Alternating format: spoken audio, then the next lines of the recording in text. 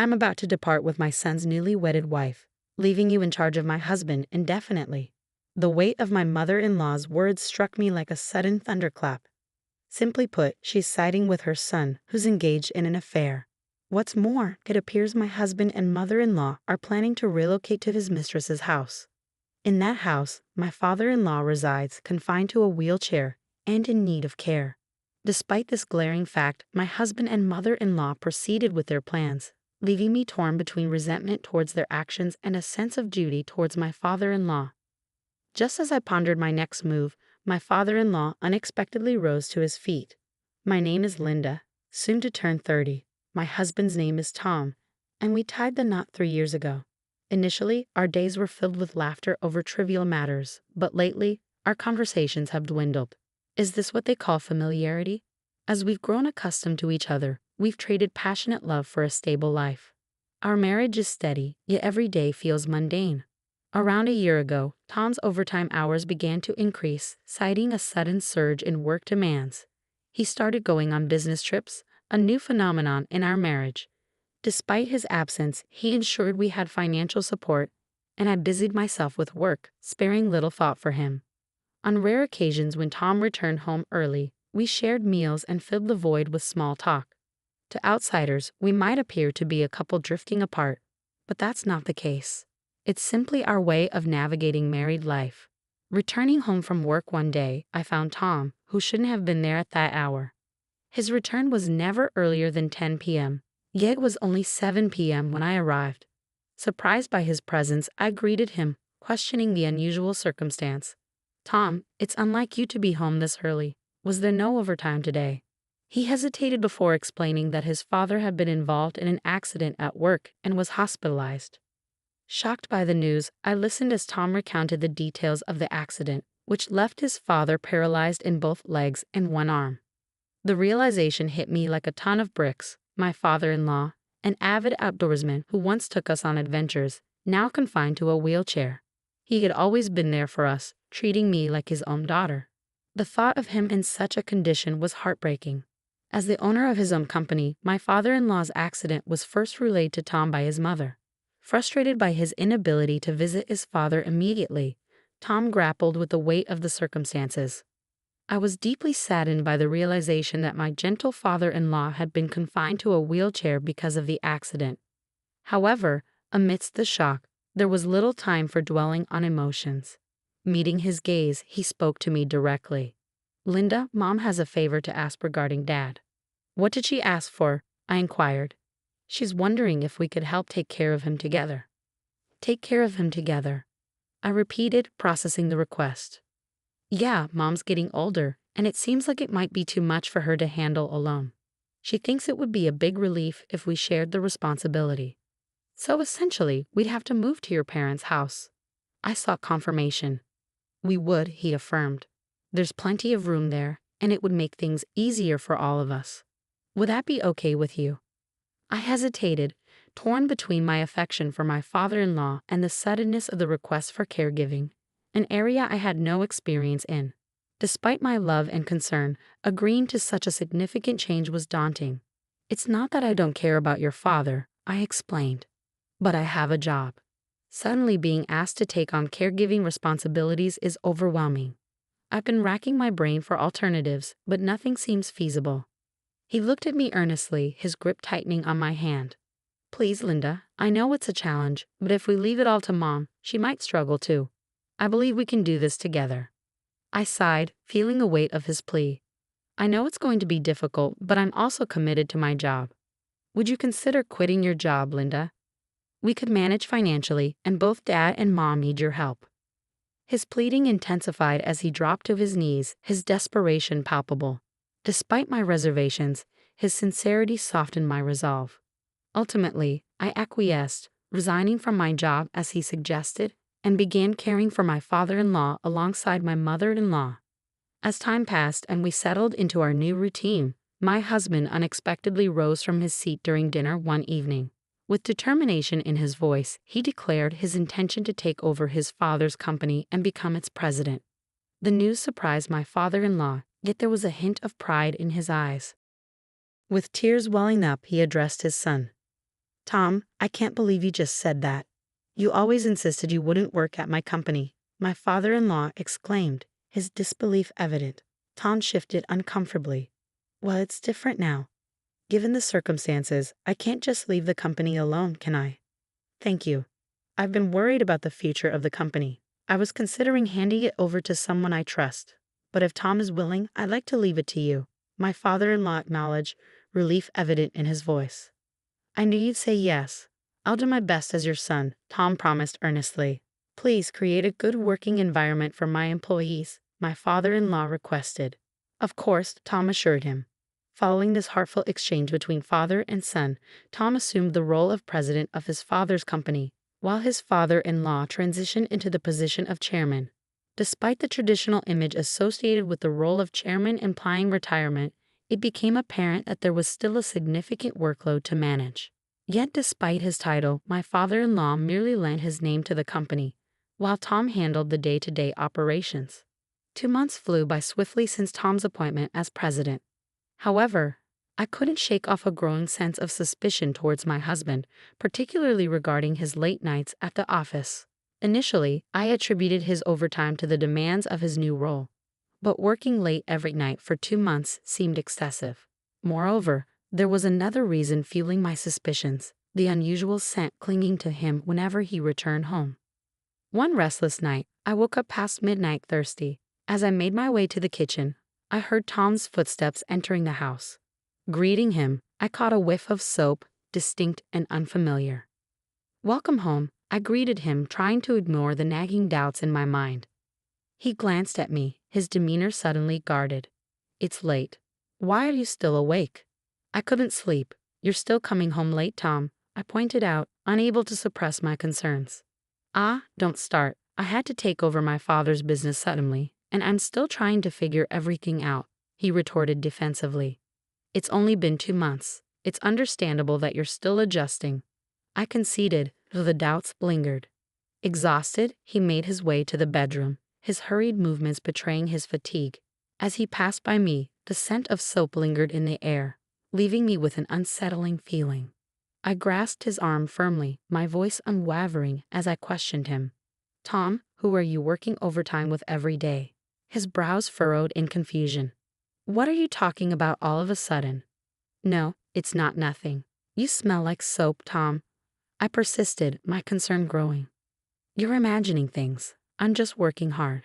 Stop asking such troublesome questions, he snapped, his irritation palpable.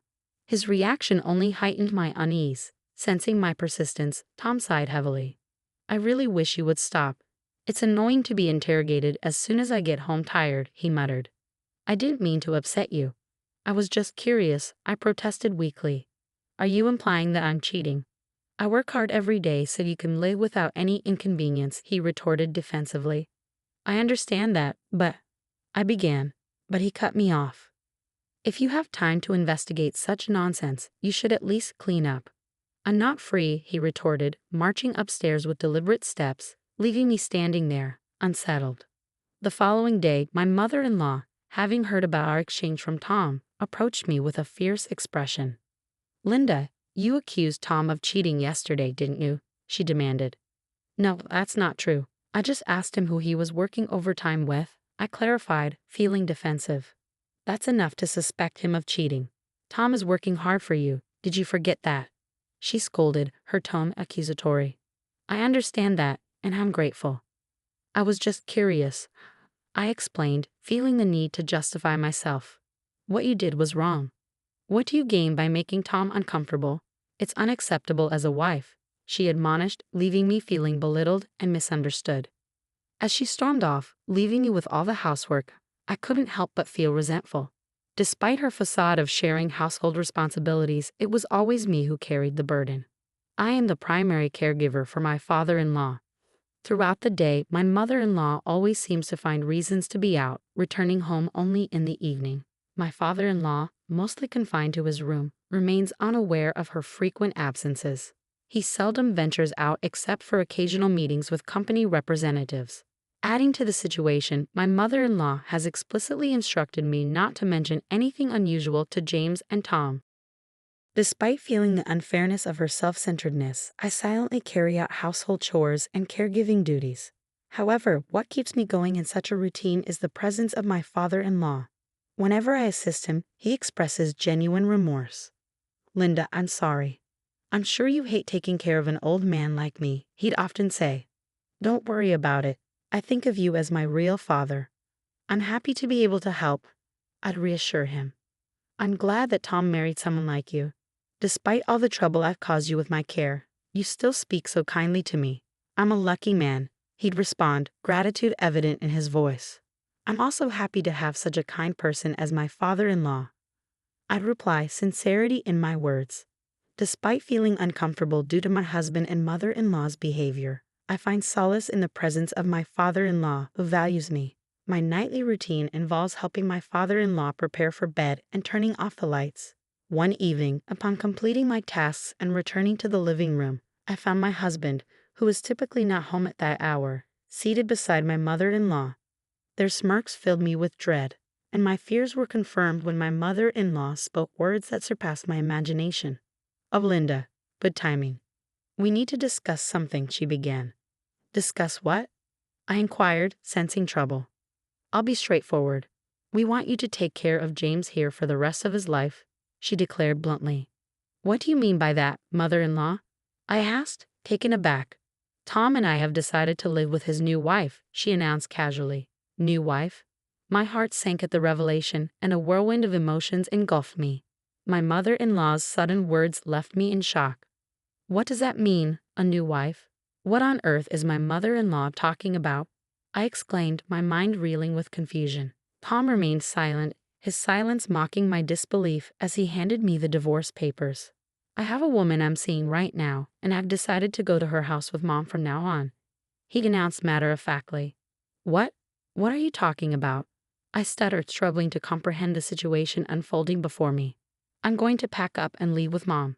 You can decide what to do with the divorce papers." "I guess your job is still to take care of that, though," Tom added callously. My vision blurred, and I collapsed on the spot, ignored by my husband and mother-in-law as they packed their belongings and left.